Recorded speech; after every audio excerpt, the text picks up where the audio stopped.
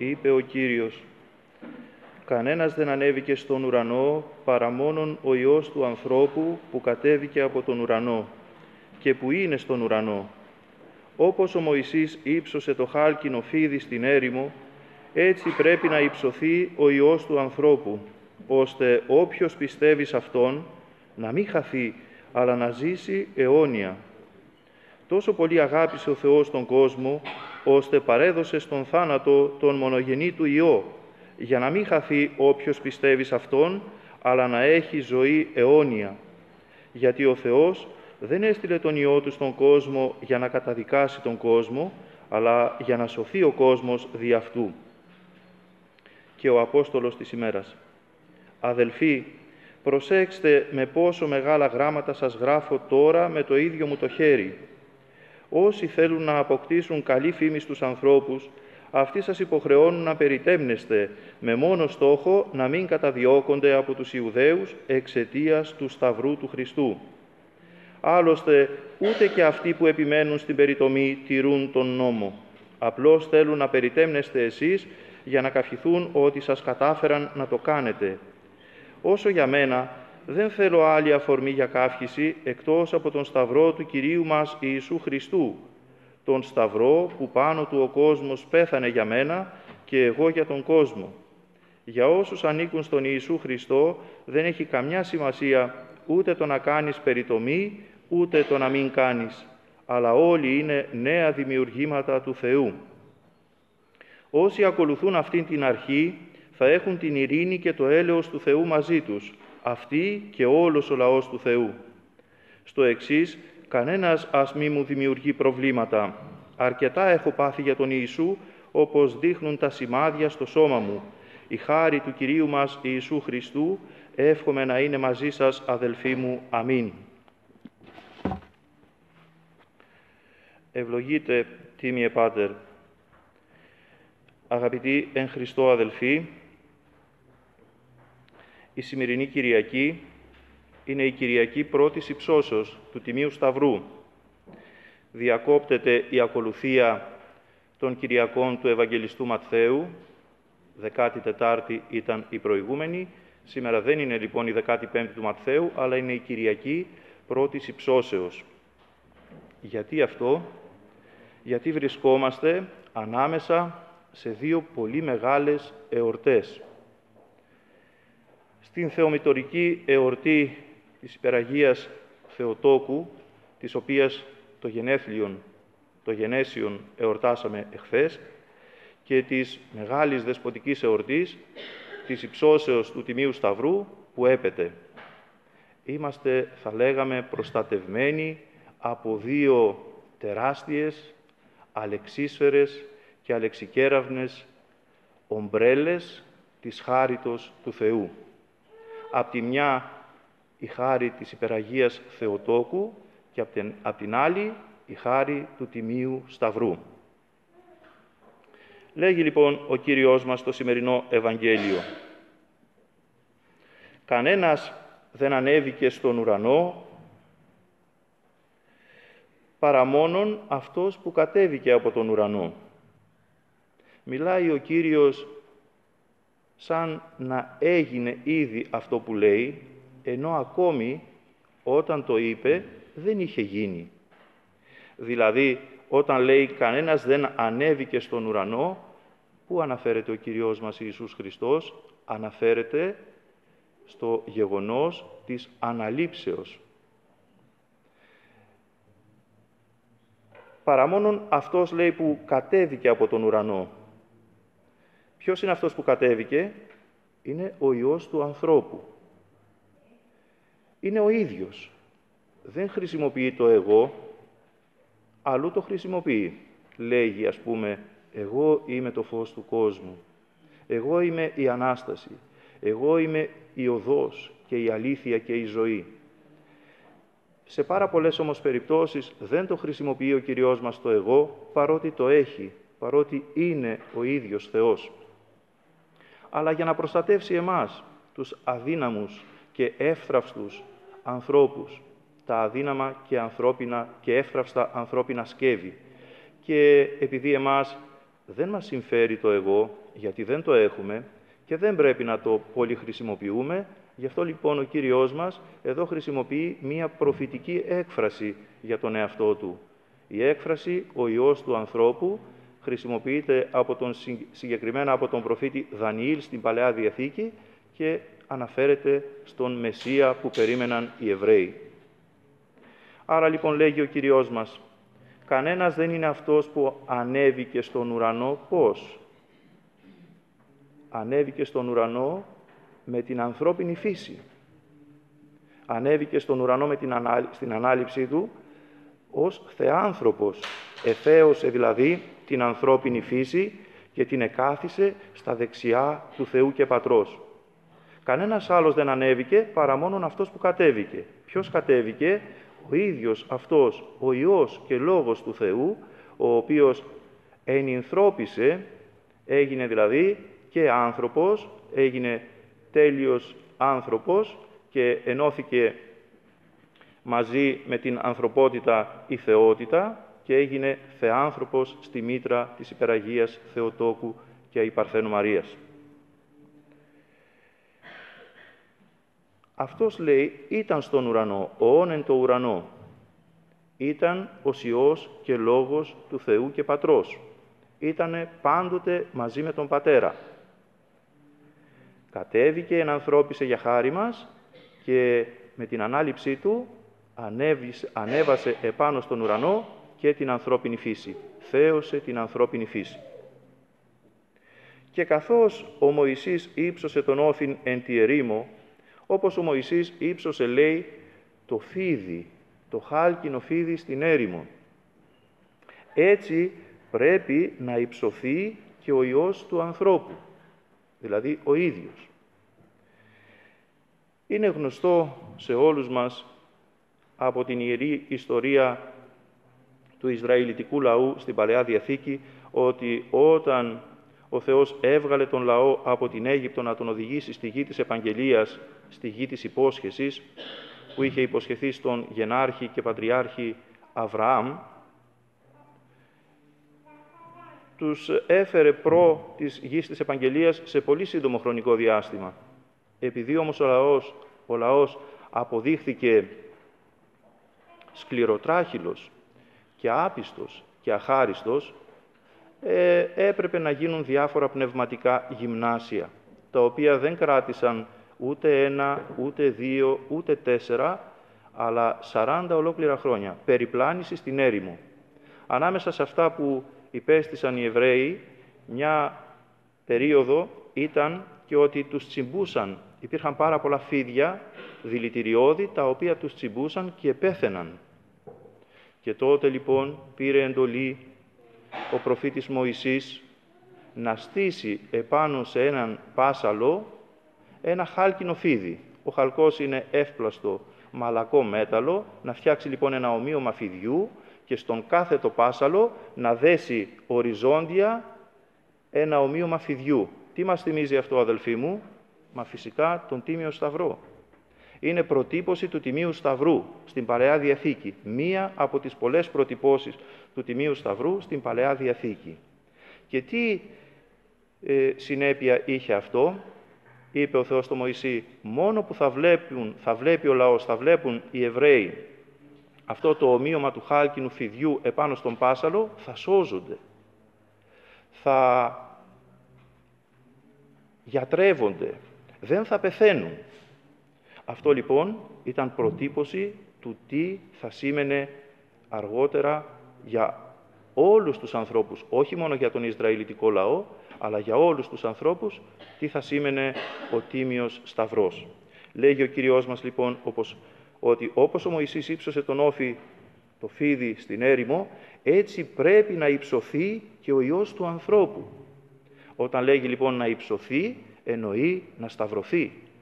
Να σταυρωθεί ο Υιός του ανθρώπου, για τον ίδιο, για τον εαυτό του ομιλεί. Και γιατί έπρεπε να σταυρωθεί ο Υιός του ανθρώπου?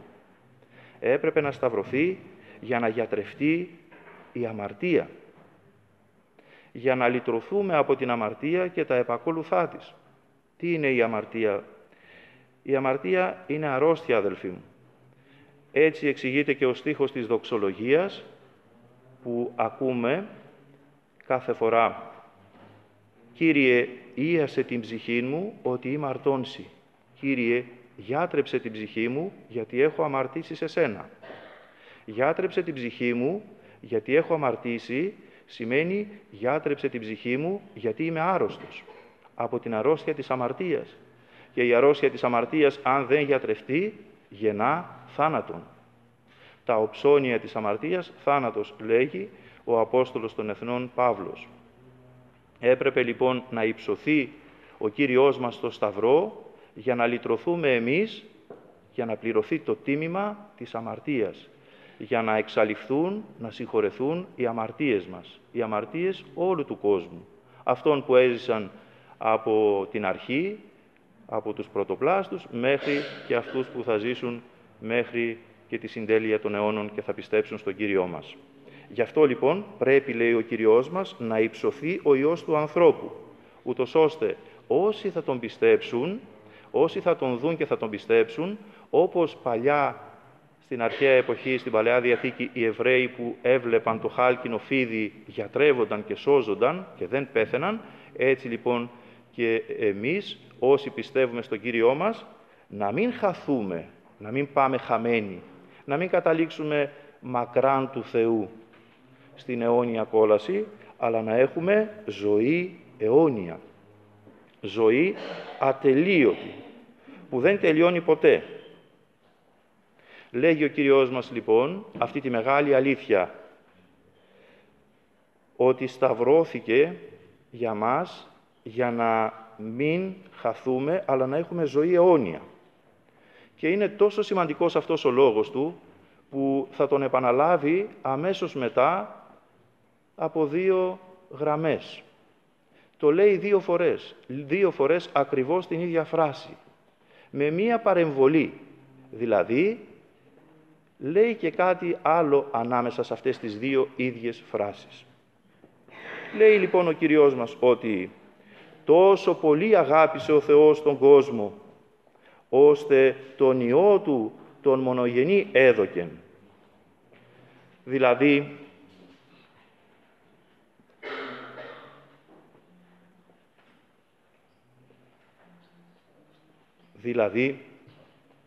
εξηγεί και ερμηνεύει το μυστήριο του Σταυρού.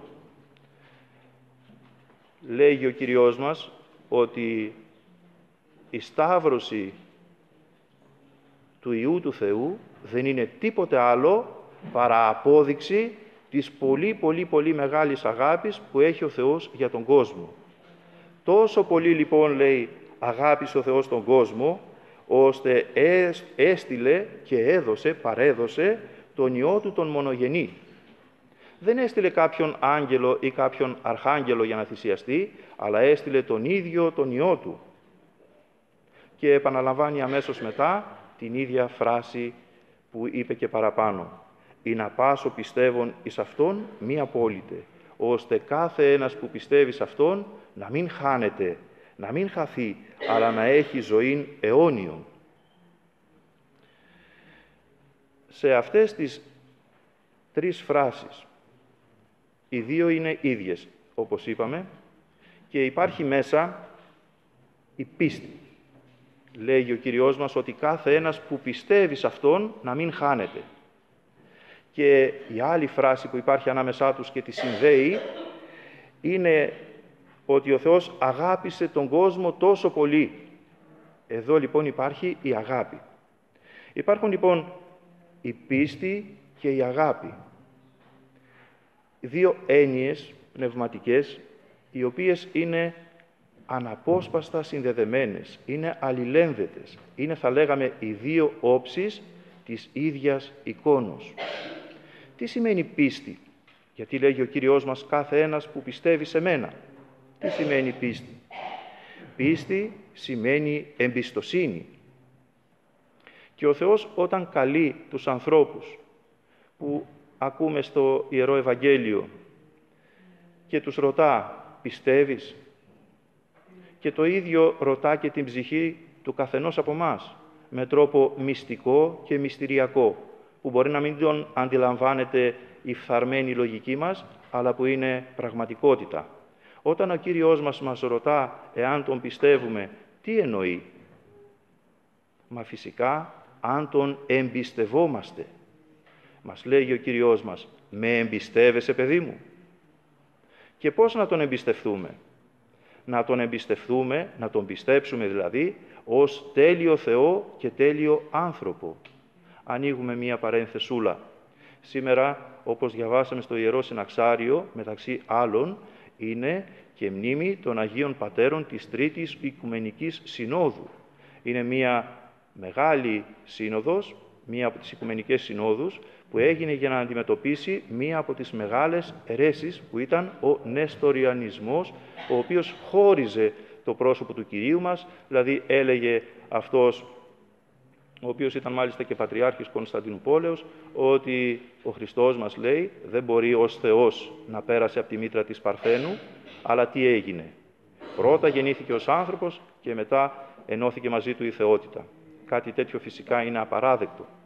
Αυτό είναι αποκοίημα της φθαρμένης ανθρώπινης λογικής. Η πίστη της Εκκλησίας μας άλλα λέει, ότι ο Χριστός μας, ο Θεός αληθινός, ο Υιός του Θεού, ενανθρώπισε ως θεάνθρωπος. Δηλαδή ενώθηκε μαζί με την θεότητα η ανθρώπινη φύση, μαζί με την Θεία και η ανθρώπινη φύση, και έγινε θεάνθρωπος, γεννήθηκε θεάνθρωπος από την Υπεραγία Θεοτόκου. Λέγει ο Κύριος μας λοιπόν, με εμπιστεύεσαι ως θεάνθρωπο και με εμπιστεύεσαι ότι μπορώ να σε σώσω? Αλλά ποιον εμπιστεύεται ο άνθρωπος? Ποιον εμπιστευόμαστε εμείς? Μα φυσικά αυτούς που μας αγαπούν.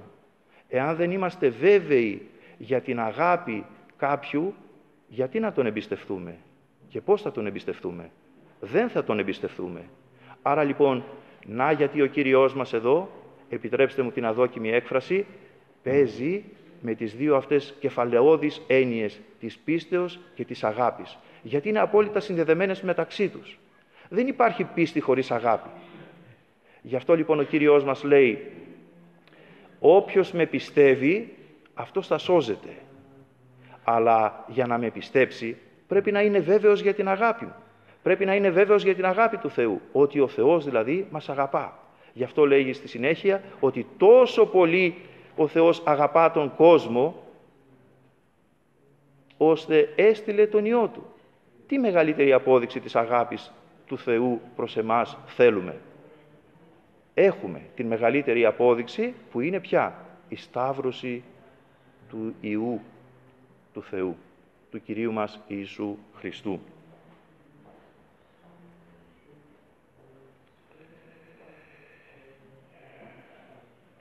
Είναι λοιπόν ανυπέρβλητο το μυστήριο της αγάπης του Θεού και δεν είναι άλλο από το μυστήριο του Σταυρού. Είναι ανυπέρβλητο το μυστήριο του Σταυρού. Τι άλλο είναι ο Σταυρός παρά η μεγαλύτερη, η τρανότερη απόδειξη ότι ο Θεός μας αγαπά. Και όταν λέει ότι ο Θεός αγαπά τον κόσμο, δεν εννοεί γενικά και αόριστα και αφηρημένα, αλλά εννοεί ότι αγαπά τον κάθε έναν από εμάς. Αλήθεια, έχουμε εμείς αυτή την αίσθηση της αγάπης του Θεού μέσα μας? Έχουμε δηλαδή αυτή την βεβαιότητα ότι ο Θεός με αγαπά? Εάν πραγματικά και στα αλήθεια την έχουμε, τότε πραγματικά αξίζει να ζούμε. Τότε αλλάζει ο κόσμος για μας. Τότε νεκρώνονται οι κοσμικές επιθυμίες, όπως λέγει στο Αποστολικό Ανάγνωσμα ο Απόστολος Παύλος, και τότε αποκτά άλλη διάσταση η ζωή μας. Τότε υποχωρούν οι φόβοι, οι φοβίες, τα άγχη, οι θλίψεις, οι καταθλίψεις, οι αγωνίες και ριζώνει η χαρά. Η χαρά από την βεβαιότητα της αγάπης του Θεού. Εάν λοιπόν έχουμε αυτή την αίσθηση ότι πραγματικά ο Θεός μας αγαπάει ο Χριστός μας, ότι μας αγαπάει και εμάς προσωπικά, όχι μόνο όλους μαζί, αλλά και τον κάθε ένα μας ξεχωριστά, τότε αυτή η βεβαιότητα θα πρέπει να μεταφράζεται σε ακλόνητη πίστη, δηλαδή σε εμπιστοσύνη. Και τελειώνει το Ιερό Ευαγγέλιο με την ακροτελεύτια φράση του Κυρίου μας Ιησού Χριστού, που λέγει ότι «Ούγαρ απέστειλεν ο Θεός τον Υιόν αυτού εις τον κόσμον ή να κρίνει τον κόσμον, αλλά ή να σωθεί ο κόσμος δι' αυτού». Δηλαδή, στην πρώτη του επιγής παρουσία ο Κύριος μας δεν ήρθε για να κρίνει και για να κατακρίνει τον κόσμο, αλλά ήρθε για να σώσει τον κόσμο, για να σωθεί κάθε ένας που πιστεύει σε Αυτόν. Εάν θέλαμε να συμπυκνώσουμε το σημερινό Ευαγγελικό ανάγνωσμα σε μία φράση, να του δώσουμε, επιτρέψτε μου, έναν τίτλο, θα λέγαμε ότι αυτός ο τίτλος είναι «Πόσο πολύ μας αγαπάει ο Θεός». Μας αγαπάει τόσο πολύ, ώστε σταυρώθηκε για μας. Μακάρι ήθε όλοι μας και ο κάθε ένας ξεχωριστά να νιώσει στα τρίσβαθα της ύπαρξής του αυτό το μυστήριο της αγάπης του Θεού. Αμήν.